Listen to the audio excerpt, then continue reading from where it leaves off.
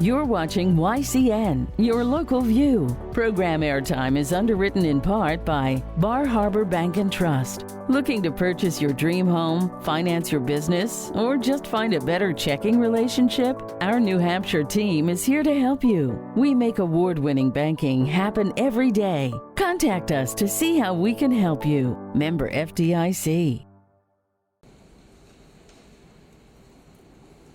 Okay.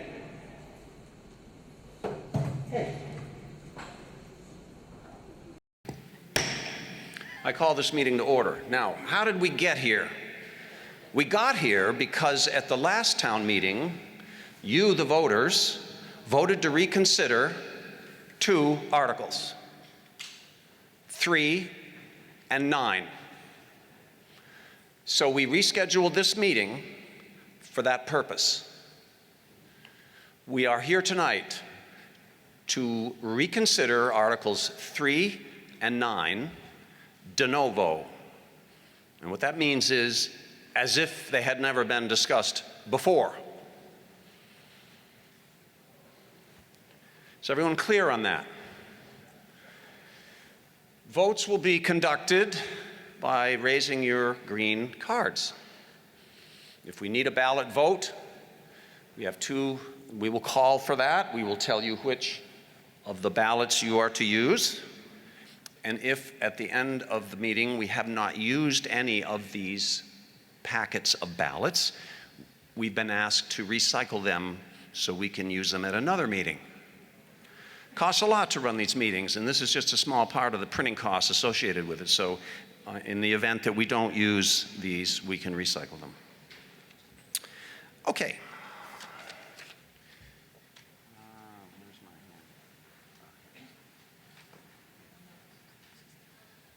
I think there was handouts available that printed the text of Articles 3 and 9, and only those available, and that's what we will be going through to discuss.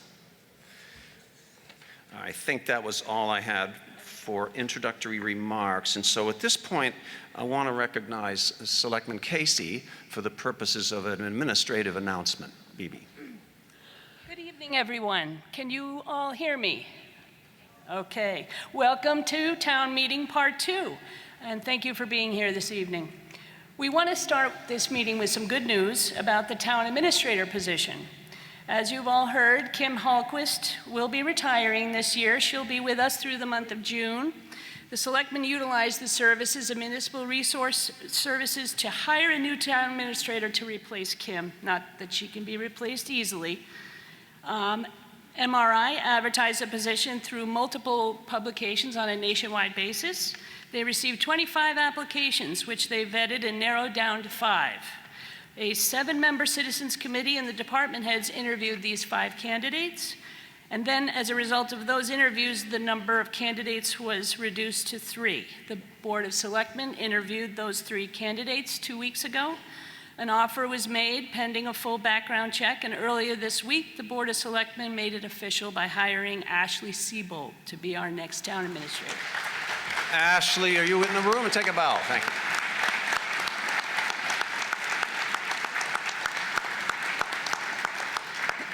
Ashley brings a wealth of experience in human resources and project management, having most recently served as the Senior HR Operations Project Manager, restructuring at Activision Blizzard, a Microsoft company. Prior to that, she held the role of Senior Employee and Change Manager at Agiro, if I said that right. Agiro. Slow down. Okay. Slow down. All right. It's okay, it's not a race.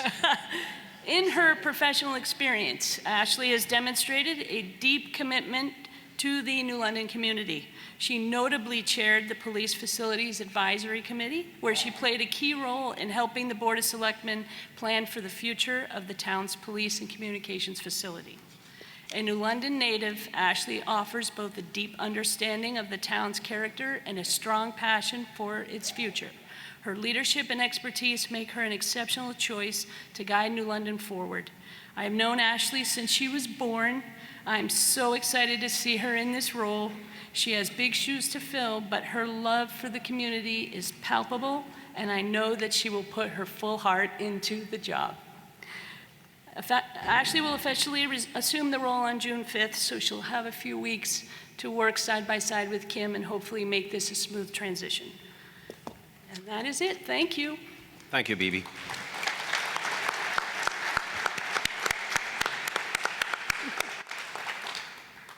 Article 3, what's your pleasure? It's been moved. Is it seconded? It's been moved and seconded that we consider Article 3. Yeah, I'm waiting. I thought you were going to call on me. Oh, I'm sorry. What is the, yes, I will recognize Janet Kidder for the purposes of speaking with respect to Article 3. Thank you, Michael.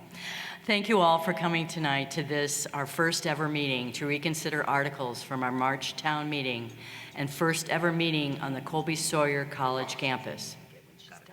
We are so fortunate to have this facility in our town, as I'm sure you all must agree.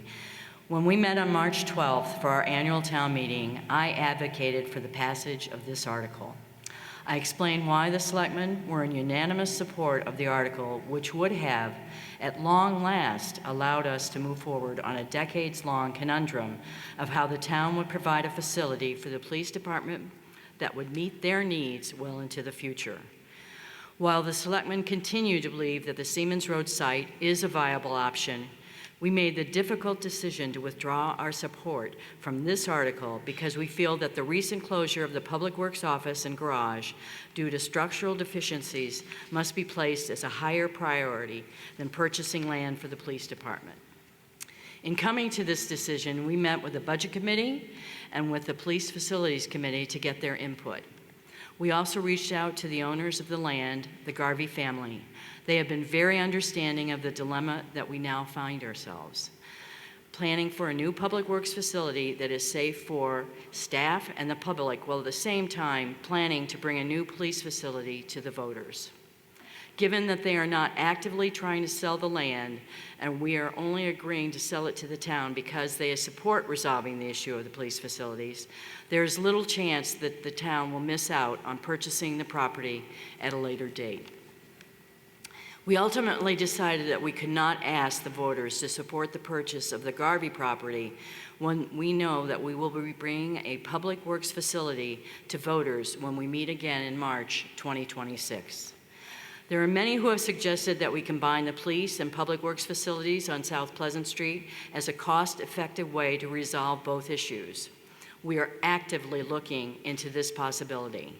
Last Friday, town staff, including the police chief, public works director, town planner, and town administrator, met with Eversource officials at the public works site to discuss the utility easements that are on the property and whether a building of sufficient size could be located on the property.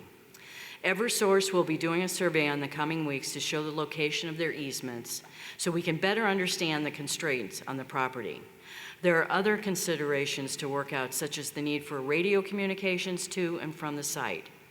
We will be working on this in the coming weeks and months. I know that our decision disappoints many, and I hope that those who feel as we do that we are long past the time when we should have an adequate facility for our police and dispatchers continue to participate in this very important issue as it will come back to the voters in the future. We urge all of you to attend selectmen's meetings, or if you can't attend, watch the meeting videos that are posted shortly after the meetings. A big thank you to Town Clerk Will Kidder for getting this done for us. I want to thank the Police Facilities Advisory Committee for their hard work and dedication to this process. Their efforts have been invaluable in getting us closer than we have ever been to solving this issue, and they have agreed to continue in their roles in the future. Finally, I want to thank Chief Cobb and members of the police and dispatching departments for their patience and support of this decision. They understand that safe facilities for public works is a priority, and they understand that our support for the need for a new facility has not changed. It is only the timing of the new facility that has changed tonight. For these reasons, I move to indefinitely postpone Article 3. It has been moved to indefinitely postpone Article 3. Do I have a second? I guess we have lots of seconds. Thank you. Is everyone clear what we mean by indefinitely postpone? Okay. In short, it means we're going to kill it, and we're not going to address it in this fiscal year or on this warrant. It would be as if it failed this year, but they can bring it back in whatever form they wish at any future meeting. This is distinguished from laying it on the table and then picking it up later at 11 o'clock. We're going to move to indefinitely postpone. Are we all clear on that? Now, in the process of reaching your decision on whether or not you want to indefinitely postpone it, we as a body may enter into a debate about the subject matter of Article 3 if necessary. If it's not necessary for you, and everyone wants to move the question, we can do that too, but it's up to you. It's your meeting. All right. We've had a motion to move the question. All right. We are voting on whether or not we wish to indefinitely postpone Article 3. All those in favor of indefinitely postponing signify by raising your green cards. All those opposed? The ayes have it. Article 3 is indefinitely postponed.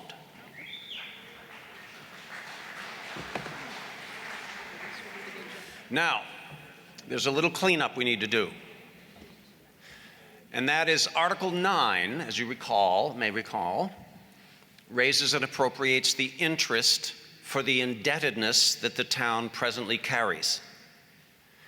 My recollection is from the prior town meeting that the text of Article 9, as it was last amended, excluded the interest on the bond that could have been passed in Article 3, but we just put it to bed. So my understanding is we could pass Article 9, and it would be correct to do so because it would cover the interest on the present indebtedness of the town. Are we all clear on what Article 9 means and the importance of it? Anyone have any questions about it? Are you ready for the vote? All right. All those in favor of Article 9 as last amended, signify by raising your green cards. All those opposed? The ayes have it. Article 9 as amended is passed. That concludes the official business of this town meeting. But before we all depart, I want to share one little quote with you that sometimes I think about it from time to time when I come across unreasonable people. Now, and I've gotten a lot of friendly advice as a moderator in the course of these two meetings, and I appreciate the feedback. I really do. The reasonable man adapts himself to the world. The unreasonable one persists in trying to adapt the world to himself.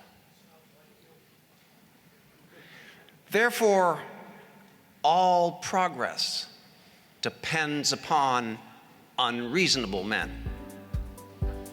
Thank you, George Bernard Shaw.